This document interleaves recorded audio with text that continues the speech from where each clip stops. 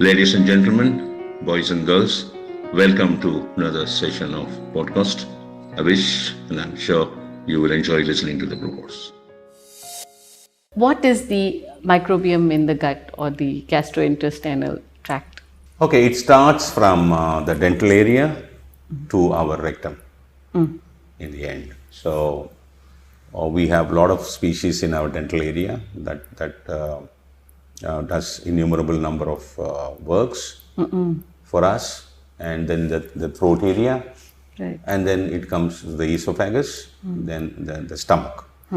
The lactobacillus, it's called. The number of lactobacillus good bugs, which are called the gut flora, is in huge quantum in the stomach. They does various works, They help us a lot in digesting our food. Digestion, that word is a very big word actually. There's a lot of secrets behind this word called digestion, which we are not knowing so far. We're slowly beginning to know nowadays. So as your food gets into your mouth, it gets mixed with saliva. Definitely it has to get mixed with the microbes inside the mouth. Right. Right? And then you swallow, and it goes inside to the stomach, where the grinding starts. The acid level of the stomach is very important for your grinding. First thing. The acid level of the stomach should not be high and should not be low. That balance is maintained by your gut flora. Oh, okay. A part of it, definitely.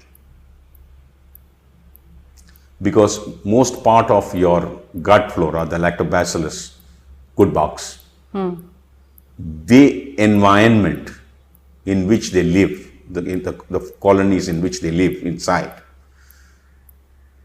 should be perfect. That is the acidic condition of your acid levels of your stomach. Of the stomach. First thing. If it is lower, it is not good for them. If it is higher, it's not good for them. You understand, right? Yeah. If it is too cold, you try to increase your temperature of your air conditioner. If it is too warm, you try to make it cold. Which you have the remote, you can do. Inside what you can do? Those fellows cannot determine, because you do so much of atrocity to make the acid level of the stomach imbalance. And they play a lot of role. The lactobacillus play a lot of role in, as the food gets grinded, they do a lot of number of roles which we are yet to see to make sure the food is absorbable by the body in the lumen of the intestine. This is where the whole secret behind the digestion lies. You understand? Yeah. Now, in the previous program, I told a particular species of the lactobacillus is completely missing, destroyed. Then one get into carbohydrate imbalance, that is glucose imbalance. Those people will be definitely diabetic people. This is what the Japanese have found in a year or a couple of years ago. And they are very clear. They found every diabetic patient, they tested, and that particular species of lactobacillus is completely not there. It's get wiped off. Maybe because of so many reasons, so many contaminations, which we don't know. What is the reason for it to disappear? So they play a lot of role. See, if you take a lactobacillus, whatever our pineal gland produces serotonin and melatonin for our sleep and all that, there is a particular species of lactobacillus produces a lot of, their excretion becomes melatonin for us. Right. Yeah. So the acidic level of the blood, of the gut, of the stomach, it creates a harmony within you. And when that is disturbed, your sleep is disturbed. Right. I don't know whether you heard about this before. I have. Your stomach has to be in harmony for you to sleep well. For you to sleep. If the harmony of the stomach is not there, you will not sleep at all. You will not sleep well at all. Because of the You may sleep in melatonin. bits and pieces. True. Yeah. The NREM sleep will not be there at all. You know what is an NREM sleep? Non-rapid eye movement. eye. Yeah. That is the deepest sleep. That is where your parasympathetic works. Right. So the gut flora is highly important. That is the maximum colonies are there in your stomach. That's absolutely vital. The balance of microbiome of your gut flora is the most brilliant part of your body for a healthy life of an individual. This is very important. Yeah, it's more than just digestion. I think when we look at gut flora, we normally assume it to be related to digestion, but it's more than that. It's right from your sleep to your immunity. To No, there, everything. see, the other microbiomes are doing, but you know, it does a lot of work for your conversion of many things inside. Like how intestinal, floras or immediately start involve in fermenting your food. Okay? Here gut flora prepares your food for intestinal absorption. Yeah. Otherwise, the food which gets grounded and go as a pulp to the lumen, most of the vital stuffs are not going to be absorbed. Yeah. Okay. There is something I would put it as conversion level for a human acceptance. That's how I look at it. That's what the gut flora does. Yeah. Makes it acceptable to the human tissue.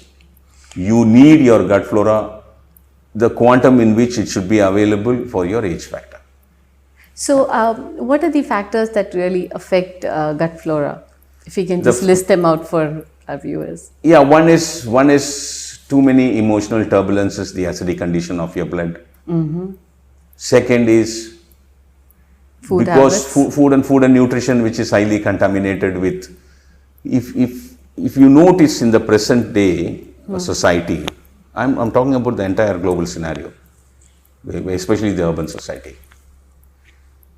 Everybody, 9 out of 10 or 99 out of 100 suffer from gastro problem. Absolutely. That's because of gut flora. Why? Because our food is totally contaminated with chemicals. The chemical-based agriculture, which we started pursuing from ever since Second World War was over. And we have come far in that path, but we don't know how to reverse ourselves. We can't go back. This is one. Two is highly processed food. If you think, there is no human touch processing our meat factories, which you see, in advanced countries and all that, Zero human touch. But then they now, for 4-5 years back, found, even though it kept in such minus conditions, the processed meat, still the pathogens grow in it. It is not that they thought that the microbial load will not be able to multiply. Now they have found that yes, no, it is multiplying. True. So cold storage foods, all those things are not good for us. Food kept in the refrigerator and heated and eaten at a later time. Yeah. Reheating the food, it's no good. The molecular part of the food gets changed. They become toxic in nature. Right. So the toxicity is, the word toxicity is a very, very tricky word. This toxic part of our entire environment with respect to our water, the air which we breathe, the food we eat, the medicines we take, and the stress level that we go through, which is nothing other than the emotional turbulences. All these things affect your human chemistry. The microbiome is a part of your human chemistry which is getting affected again. This is very simple. This is how you have to look at it. And this is what exactly is happening out there. So when you say medicines or medication, one is the medication that we take to reverse a certain situation. For example, an antibiotic or a painkiller or maybe an antacid. See, all your antibiotics, anti-inflammatory drugs, painkillers, antacids, everything is directly interfering with your microbe and wiping them off. Once beyond certain level, it is wiped off.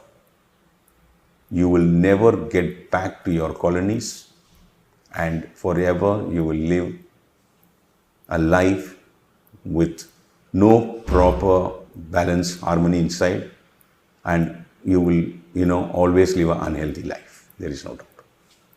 Your entire health and harmony of physical well-being is mainly based on your microbiome of the body.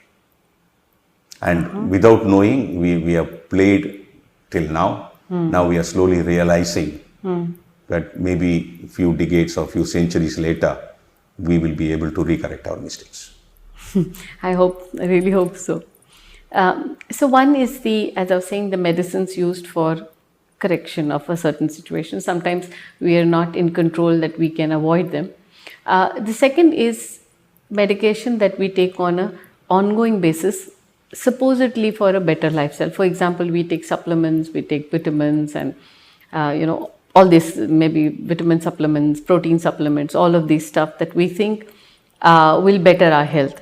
Do these affect your gut microbiome as well? Yeah, see, supplements is a problem. I told you, calcium has many metal contaminations. Right. Okay. I don't understand because, there are a lot of recent research in the last 10-15 years of ADR, adverse drug reaction. And they explain how the whole concept of supplement works. It doesn't work at all. Right. Now, my question is, if you are going to have some good food and that food has everything, why would you need? Why do you need a supplement? True, very true. You don't need at all. You don't need. You have enough of omega-3 and omega family, fatty acids in your marine food. What more you want? Why do you want to go and take an omega-3 capsule? Are you want to overload yourself? What is that you are trying to do? Why do you want to take multivitamin? There are 8 groups of vitamin E. You produce only 1. Balance 7 you cannot. It's not possible. You have vitamin D1, D2, D3. Only D3 you can produce. If the D2 is missing, I don't compensate you with D3. It's not possible. D3, D2, you will get it only from the sunlight. Right. There are many things that we don't understand as common people. Because I'm not a guy, millions of people have not studied in a medical school, right? They have not studied food and nutrition or pharmacology. So, we don't need to go to a medical school for all these things. You need only common sense. See, what is happening, the 4,000 hours to 6,000 hours of basic number of hours teaching goes on in a medical school with a basic degree, and then another 4,000 hours of lessons or whatever classes goes on in the post-graduation of specialization. They hardly spend few hours on food and nutrition, which is the whole basis for the entire physical, organism harmony of living a healthy life. This 4,000 hours, in which 3,000 hours you are supposed to study food and nutrition. True. Which is the basis of your relationship with the outside world. No. You don't study anything in terms of food and nutrition, but what do you want to understand the human physical organism with respect to its functionality, which is directly related to its natural chemistry, and then further that it is related to the microbiome. For example, microorganisms plays a huge role in the density of your bone. Yeah. Your whole structure is built on your skeleton, which is the bones, the calcium. The density of the calcium, the healthy part of the bone, is played by the microorganisms inside your body, which they are only trying to understand now, recently. But you can see all that, but you cannot go and specifically target that particular track and introduce something to make sure that the density of the bone remains, the osteoporosis can be avoided. No, you can't do that. It has to be only a wholesome approach. True. Yeah. This is what exactly is happening inside. You know your intestinal this thing, which is creating the short chain fatty acids in the end at the colon of the chemically modified starch. You know, these short chain fatty acids, which are, you know, the basic work is done by the microorganisms of the intestinal flora. And then that becomes very important for your immune system again. Right. There are chemically modified short chain fatty acids. There are two types. One is for this, one are not good for us. That's why constipation should never be there. You should, as fast as possible, release the stools which is getting accumulated. It should never stay there. Because of the bad bacteria being generated. Right? Yeah. So, just related to this question, if you can tell us, how is the gut microbiome related to immunity? You just touched upon gut. Yeah, this is what those fermentation. It absorbs a lot of energy source from your food, which is not absorbed by the lumen of the intestine. They ferment it. Okay. They create more calorie for you. Yeah, and they also survive. And then, you know, they make sure there are many conversions takes place in the food which is rejected by the lumen of the intestine. They convert a lot so that the other parts of the intestinal cells absorb the vital components for us. Till the end, you know, the microorganisms helps for us to absorb the vital stuff from our food. And then also these short chain fatty acids in the end created because of all those chemical transmission through our human chemistry, these food items, becomes a very supportive stuff for your immune system. And that is what the modern science studied now. Yeah. So could you explain the brain-gut connection or the microbiome axis that's called the brain-gut microbiome axis, because it has a very close relation to the functioning of the brain. Yeah. Now gut flora is the lactobacillus stuff. Which is the maximum, you know, like in a particular place where maximum microorganism living is our stomach. Right. Okay, so they are called the gut flora. They are lactobacillus, different types of species. And brain has its own flora called brain flora. There are a number of them are there also. So there is a connection between your stomach and the brain through the vagus nerve. You can go to the anatomy. The longest nerve in the body is. Vagus nerve is the one which connects your stomach and the brain. You can go to the anatomy part of, you can go and see the picture in the YouTube. You know, it's very interesting. Now, people like Russell Jaffe, who are working on, Robin Schutkon, all those guys are working very closely with the microbiome part of the human body, the functional part of the microbiome in us. They have found that, you know, these gut flora or through the vagus now or having huge communication with the brain flora. In the sense, communication means they are the signaling systems. The entire body works with signaling systems, which I told you. So when your gut flora gets destroyed, a huge amount of them, then this signaling systems comes very poor. Right. Now they are directly, finding the cause now slowly of your autism, Alzheimer's, right, your Parkinson's. All these brain-related problems are directly, they are finding the cause because of the gut flora getting reduced due to various of our activities. Oh. Okay. Yeah. This is a recent research output. And it affects the function of the vagus nerve and in turn it... No, vagus nerve is only the connector. Is a traveling path for the communication between these two colonies. Okay. The vagus nerve is intact. The population here is reduced. Okay. See, unless there is 10 people in this room, there is going to be noise. There is only one person in this room, where is the noise? It's noise. It's something like that. Yeah. So, finally, what does ancient Tamil science recommend in maintaining the function of the gut through our microbiome, and of course enhancing the function of the microbiome? See, this is a very big question. This question is very, very huge to answer, in the sense like that. The ancient system is, I would call it, in my experience, whatever little that I understood, is they were so brilliant in terms of understanding the elements, natural elements, which has evolved over millions of years into live chemicals of your body. The iron component in your body is different from the ferrous found in ground, right? Yeah. So then they have the Tamil tradition is contributed by many personalities, have made oceans of medicines